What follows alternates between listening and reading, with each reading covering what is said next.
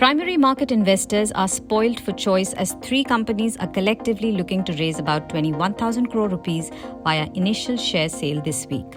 Of these, two companies, 197 Communications owned Paytm and Sapphire Foods, the owner of KFC and Pizza Hut chain of stores, are alone looking to raise about 18,000 crore and rupees 2,000 crore respectively. Touted as India's biggest public offer, Paytm's share sale was launched yesterday and has been subscribed less than 20% so far. It comprises a fresh issue of 8,300 crore rupees and an offer for sale for rupees 10,000 crore, and the company has already raised 8,235 crore rupees from anchor investors ahead of its share sale. The price band of the 3-day share sale, which concludes on November 10, has been fixed at rupees 2,080 to 2,150 per share. But analysts aren't very bullish given its extremely stretched valuation. According to Manan Doshi, co-founder of Unlisted Arena, Paytm may fail to deliver on listing gains while long-term outlook also looks challenging. Paytm has came up with the biggest IPO till date in India. On the financial front, Paytm has posted a revenue of 2,802 crores while a loss of 1,701 crores in FY21.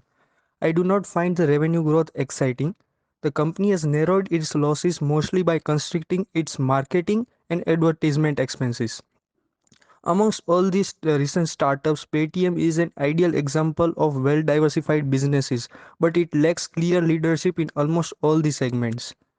At the upper band post-issue, sales to market cap comes around 49x, which makes the issue quite expensive. Apart from the valuations, I believe its road to profitability is more challenging. As the sector is highly competitive, it is quite probable that Paytm will continue making losses in near future to safeguard its market share.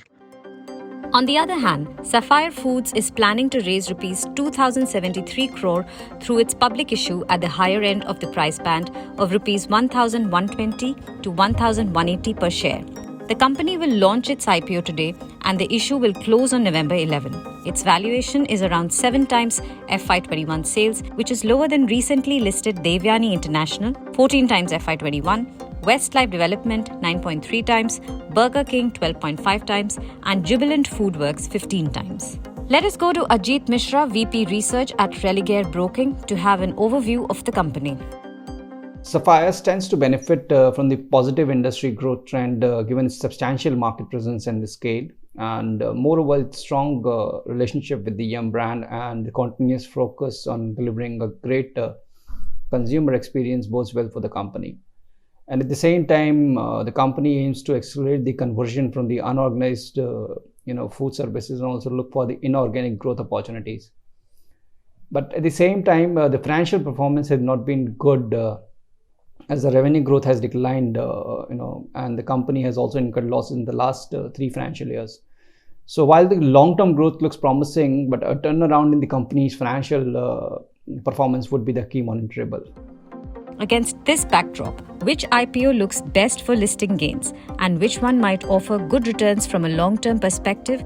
Let us go to Gaurav Garg, Head of Research at Capital Via Global, to know more.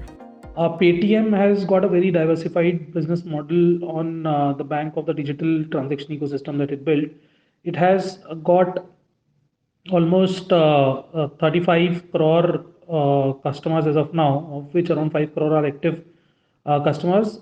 On top of that, it has a tie-up with almost 4 crore retail merchant outlets, which is huge. And in future, if it is able to cross-sell and upsell the services to this set of customers, I think it can become a mammoth, probably a Bajaj Finance like company in future. However, the valuation looks pretty expensive and listing gains could be limited. If an investor is interested in subscribing to this particular business model, they can get into this particular IPO. However, they should get into this with a long-term outlook, as listing gains would be limited. Hence, as both the companies are near pioneers in their sectors, investors with high risk-taking appetite and long-term view can subscribe to both these issues. Short-term investors, meanwhile, who are only interested in listing gains, may invest in Sapphire Foods. Apart from these IPOs, stock-specific action will continue to dominate the market trend on Tuesday amid the last leg of corporate earnings.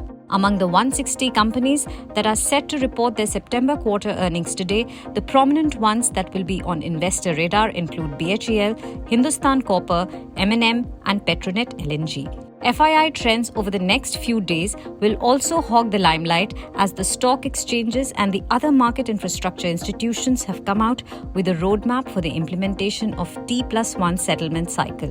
The settlement cycle will be implemented in a phased manner and will apply only to the bottom 100 companies starting February 25. And from March 2022 onwards, the next bottom 500 stocks will be available for introduction to T+1 settlement.